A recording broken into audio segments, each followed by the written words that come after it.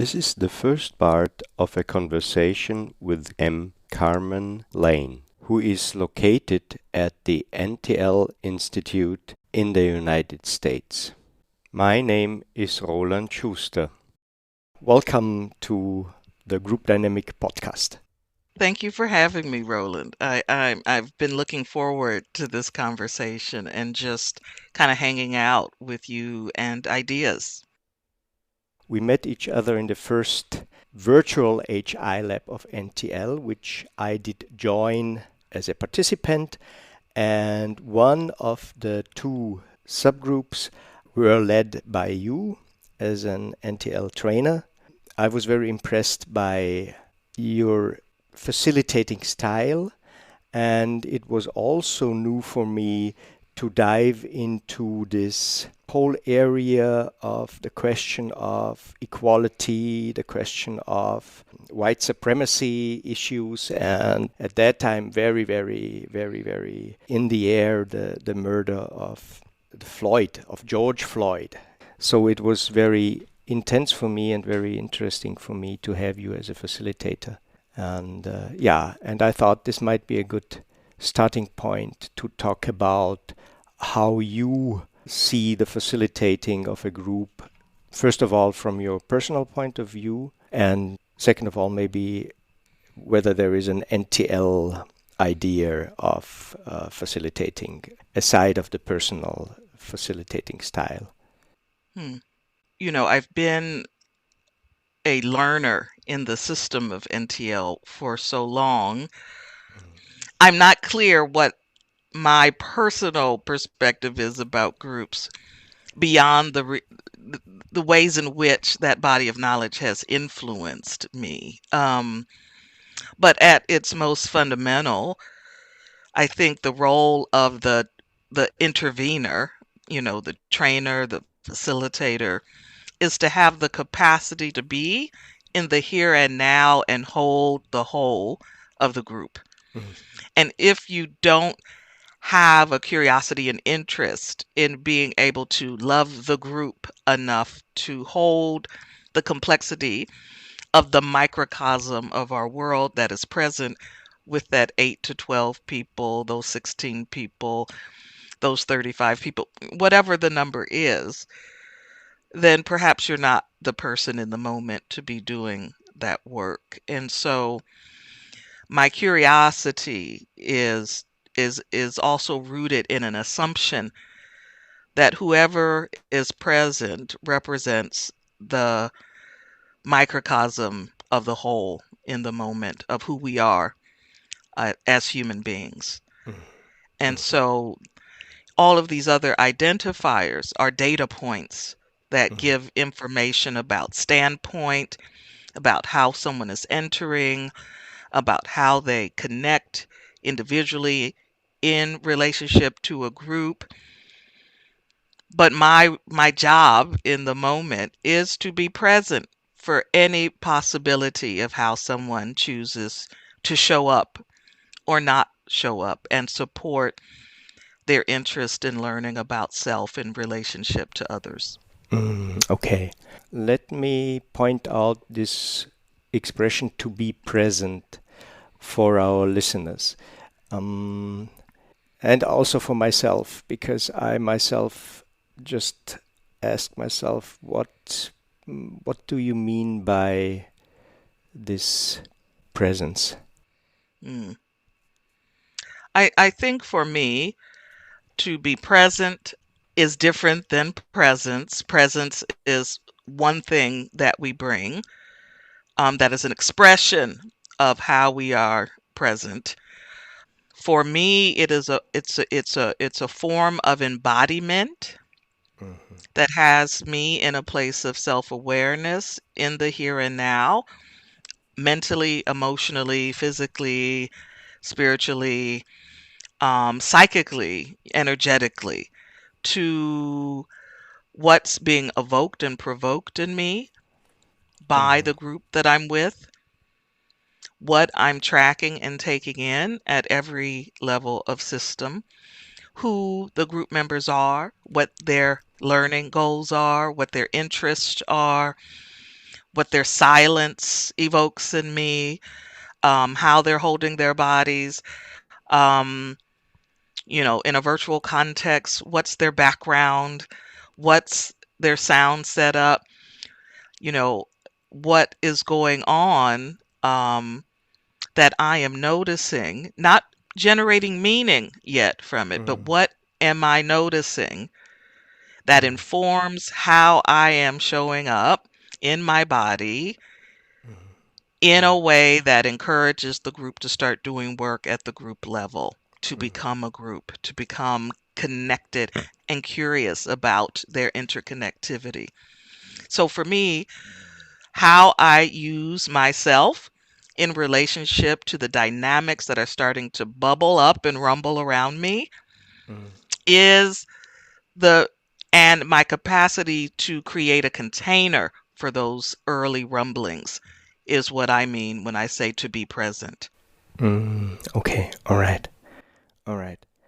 And when you say container for the early rumblings, Mhm. so there is, as far as I remember, when I watch boxing events, then get ready to rumble is such a saying there. So rumbling Yes, means that yes. people sort of get in touch with each other in a, let's say, in a way that might include some aggression in the context of fighting, but not physically, but at least fighting on standpoints or fighting on word views or something like that. Is that what you mean by rumbling?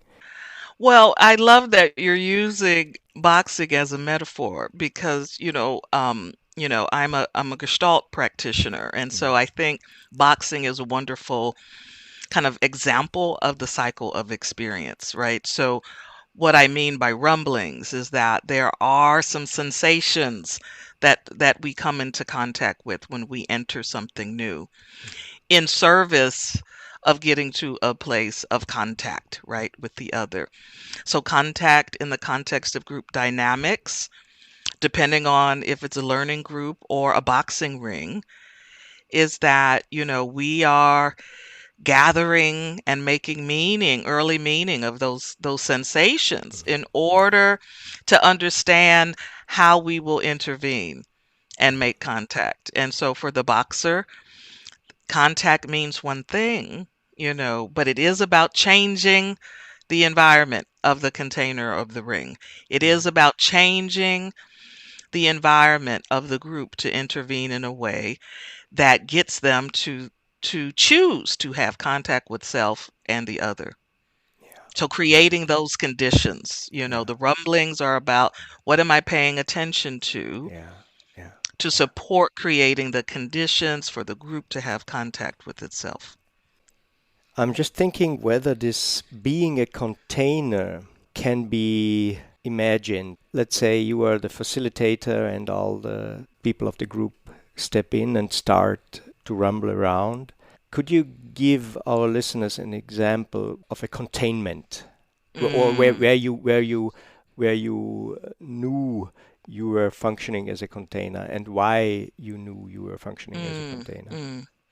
We're all contained, right? That's why we need to learn group dynamics, is that we all kind of have this experience of containment Hmm, that hmm, interrupts our ability to have contact with self. So a container, for the facilitator is a temporary, time-bound environment, right? That creates the conditions for experimentation and differentiation. And so for me, um, that is about taking the time to say what are the automatic behaviors yeah.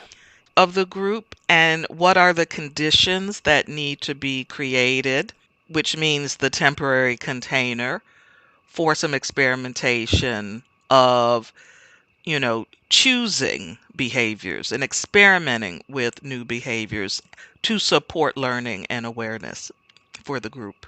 Ah, yeah, I see. That's an interesting dialectical point of view for container. So on one hand, a container or to be a container would be a good thing because the facilitator contains whatever things showing up and would, because of they show up in an early stage of the meeting of the group, would somehow maybe destroy the learning or not, or at least prevent the learning. And on the other hand, people are contained, and therefore the learning becomes a difficulty because they need to free themselves of their containers to and sort of get in touch or get into contact with each others, and so it's like to give the people the ability to leave their containers. You need to be, as a facilitator, a large container to give the security that is usually given by the containment of the individual. Yes. And I think there's something paradoxical in it because we're Mhm. all contained in a body. We're contained in our stages and phases of development. Mhm. Mhm. We're contained by a life cycle of, Yeah. birth, our lived experience to our deaths. So then the question becomes, what are we going to then play around with, Mhm. in these bodies, in these containers? And we're not alone, right? So we're surrounded by various systems, our family systems, our friendships, our partnerships, the places we choose to live, Mhm. Mhm. the places we choose to work, groups that we don't choose to be a part of, but we're connected to. And who are we in all of those different containers? And what is the place and space where we feel most at ease? What are the places where we feel that we are stuck and cannot move? What are those Mhm. containers where we feel that we are most playful? And some of this comes from feminist philosophy. Some of that comes from, basic kind of understandings of group dynamics and individual development and stages and phases. But, mostly it's this question of, who am I? Yeah. Why am I here? And what are the ways in which I'm preventing myself from being fully here? You know, Mhm. and that's not for me as the facilitator or you as the facilitator to discover, but it is our jobs to support the discovery for someone or the Yeah. potentiality for Yeah. one to discover that. And I remember vividly you once, in the process where I was in, had this expression of choice points. And you, in our talk so far, already mentioned that there is one endeavor to show people that maybe there is an automized behavior, and maybe if one is able to step out of this automized behavior into a here and now and into the community of the training group or of the group in the NTL HI lab and explore choice points. All of that is about risk taking, so the container is also about creating an environment that is safe enough. I don't believe in safety as a thing that an individual or two facilitators can create and hold, but there's a commitment to be safe enough to support anyone's experimentation. And there is an edge, right, to one's learning. There's an edge to what an individual or a group commits to in terms of experimentation.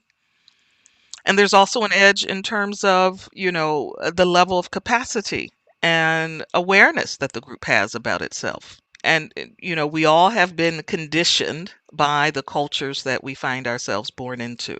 And it doesn't matter if that culture is 200 years old or 3,000 years old. There are social messages that we pick up and ingest. And, until we understand that we have the ability to decide what resonates or not with us, we have to experiment with giving ourselves permission, right, to differentiate. You know, resistance style has purpose. It's not good or bad or negative or positive, but we have to understand what the edge is, our own edges, in service of our learning and transformation. that of self or the group or society. This was the first part of a conversation with Carmen M. Lane. I hope you enjoyed it. Stay tuned.